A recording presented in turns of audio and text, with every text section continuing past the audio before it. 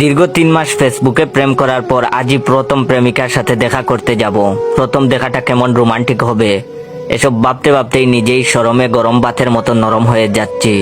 দেখা করতে তো যাওয়া নয়, এ যেন মনে হচ্ছে বাসর ঘরে বউয়ের কাছে যাচ্ছি। যদি পারি দেখা করতে গিয়ে আজই ওকে বিয়ে করে নিয়ে আসবো। মারিয়ার সাথে 3 মাস আগে আমার ফেসবুকে পরিচয় হয়। এতদিনে তাকেও আমি দেখিনি, সেও আমাকে দেখেনি, এমনকি ফোনে কথাও বলিনি কখনো। মারিয়া আসলে ছেলে নাকি মেয়ে সেটাও জানি না। ওর কাছে পিক চাইলে পিক দেয় নাই, খালি বলে সামনাসামনি দেখিও। আর ফোনে কথা বলতে চাইলে বলে যে আমার এই মিষ্টি কণ্ঠস্বর তুমি ফোনে শুনবা। তুমি কি চাও না তোমার প্রেয়সীর কণ্ঠস্বর সরাসরি সামনাসামনি বসে শুনতে? একবার ভাবো, সামনাসামনি বসে প্রথম দেখা আর প্রথম গলার আওয়াজ শোনার মধ্যে কত ফিলিংস হবে। আমিও আমার প্রেমিকার এইসব কথা শুনে সব ভুলে যেতাম, আর দেখা কবে হবে সেই আশায় দিবা স্বপ্ন দেখতাম। আজ আমার সেই স্বপ্ন পূরণ হতে চলেছে। শুনছি মানুষ নাকি তার মনের মানুষের কল্পনায় আঁকতে পারে। আমিও কল্পনায় মারিয়াকে আঁকার কত চেষ্টা করতাম, কিন্তু পারিনি। যতবারই চেষ্টা করছি ততবারই ইন্ডিয়ান নায়িকারা কল্পনায় চলে আসে, তাই কল্পনায় আঁকা বাদ দিছি। ঘুমের মধ্যে স্বপ্নেও মারিয়াকে দেখতে পারিনি।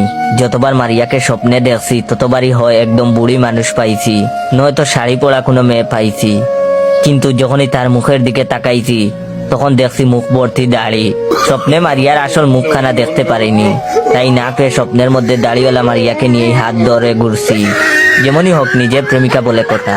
যাই হোক, আজ বাস্তবে সামনাসামনি দেখবো, বয়স শুনবো। তাই স্বপ্নে যা দেখার দেখছি, ওইসব এখন ভেবে লাভ নাই। তাড়াতাড়ি রেডি হয়ে এখন যেতে হবে।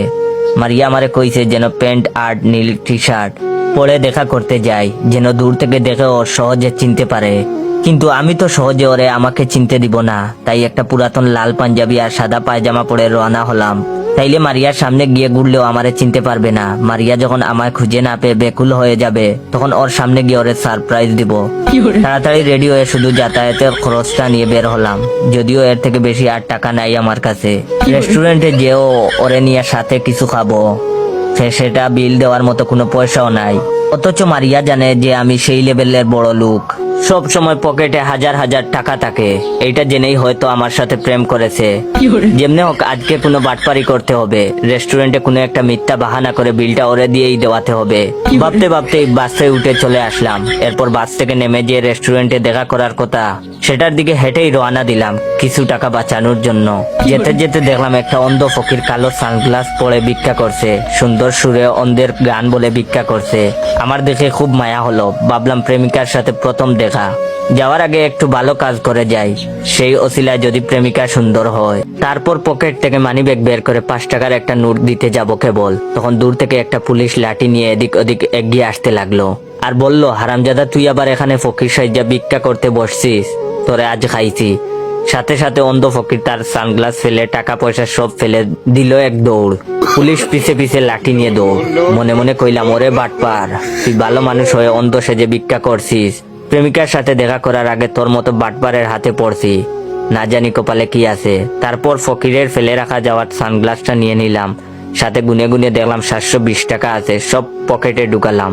ভালোই হলো, ফ্রিতে একটা সানগ্লাস আর কতগুলো টাকা পেলাম। যাক, রেস্টুরেন্টের বিলটা দিতে পারবো, নতুন ভাবে কোনো বাটপারি করতে হবে না। অনেক সময় হলো রেস্টুরেন্টে বসে আছি, এখন পর্যন্ত কোনো কিছুর অর্ডার করিনি। আমার প্রেমিকাও এখনো আসেনি। সে কি আসবে নাকি আসবে না কে জানে, নাকি আমারে ধোঁকা দেবে বুঝতেছি না। রাত হয়ে গেল নাকি বুঝতেছি না। সানগ্লাসটা পরেই বসে আছি, নাকি সানগ্লাসের জন্য রাত রাত লাগছে। জীবনে কখনো পড়িনি, তাই ফ্রিতে পাইয়া এটা আর চোখে থেকে নামাচ্ছি না। যেমন দেখা যায় যাক, তাতে কার কি। এর মধ্যে রেস্টুরেন্টের ভিতরে কয়েকটা হিজড়া ঢুকলো, খাইছে। এই হিজড়াগুলো এসে টাকা চাইলে না দিয়েও উপায় নেই। এদের টাকা না দিলে মান ইজ্জতের ফালুদা করে ছেড়ে দেবে।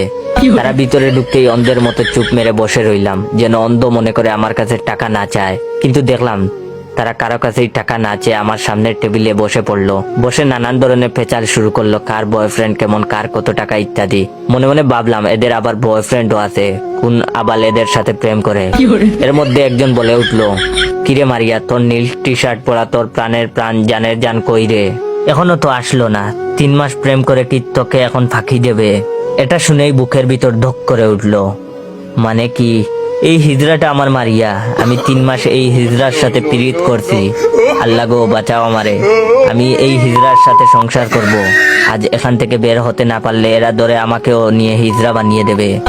আমি এখন এদের হাত থেকে বাঁচবো কেমনে? দেখলাম টেবিলে একটা প্লেট রয়েছে, ভাবলাম এটাই সুযোগ বের হওয়ার। চোখে সানগ্লাস ছিল, হাতে প্লেটটা নিয়ে দিলাম, আস্তে আস্তে হাঁটা, অন্ধের মতো এগিয়ে যাচ্ছি। হিজড়াদের সামনে দিয়ে যেতেই তারা বললা বলি শুরু করলো, ওই দেখ রে কি হ্যান্ডসাম একটা ফকির। মারিয়াও বলল, হ্যাঁ তাই তো রে, আহারে এত সুন্দর একটা বেটা, কিন্তু সে কানা। এর মাঝে হালায় রেস্টুরেন্টের মালিক বলল, এই ছেলে তুমি এখান থেকে প্লেট নিয়ে যাচ্ছ কেন? আর আসার সময় তো তোমাকে ভালোই দেখলাম, এখন অন্ধ হইলা কেমনে? আমি মনে মনে বললাম, এই খাইছে রে, সবাই শুনে ফেলেছে। হিজড়াগুলো শুনেই সবাই আমার দিকে এগিয়ে আসছে। পরিস্থিতি খারাপ দেখে প্লেটের টাকাগুলো পকেটে ঢুকে প্লেটটা রেখেই দিলাম একটা দৌড়। পিছন তাকিয়ে দেখলাম হিজড়াগুলো পিছে পিছে দৌড়াচ্ছে আর বলতেছে, ওই বাটপার ছেলে, আমার টাকা দিয়ে যা, তুই টাকা না দিলে তোর হিজড়ার সন্তান হইবে, তুই সারা জীবন ভিক্ষা করে খাইবি, তোর পরিবার হিজড়া দিয়ে ভরে যাবে। আমার পিছন পিছন দৌড়াচ্ছে আর এভাবে কথা বলতেছে। দৌড়াতে দৌড়াতে সামনে দেখি সেই ফকির বেটা, সে অন্ধ সেজে ভিক্ষা করতেছিল। হালায় আমারে দেখে সে আমার পিছন পিছনে দৌড়ানো শুরু করলো আর বলতে লাগলো, এ ভাই, আমার সানগ্লাস আর ভিক্ষার টাকাগুলো দিয়ে যান ভাই, অনেক কষ্টে ভিক্ষা করছি, টাকা দিয়ে যান ভাই, আমার সানগ্লাস দেন ভাই, থামেন ভাই। আমি মনে মনে বললাম, দূর, কে শুনে কার কথা, এত সুন্দর একটা সানগ্লাস পাইছি, দিব না কাউরে। আমি আরো জুড়ে দিলাম দৌড়। আশেপাশে যদি কোনো হৃদয়বান ব্যক্তি থেকে থাকেন তাহলে আমাকে বাঁচান এদের হাত থেকে, তাইলে টাকাগুলোর অর্ধেক ভাগ দিব। দৌড়াচ্ছি তো দৌড়াচ্ছি, এই রাস্তার যেন শেষ নেই।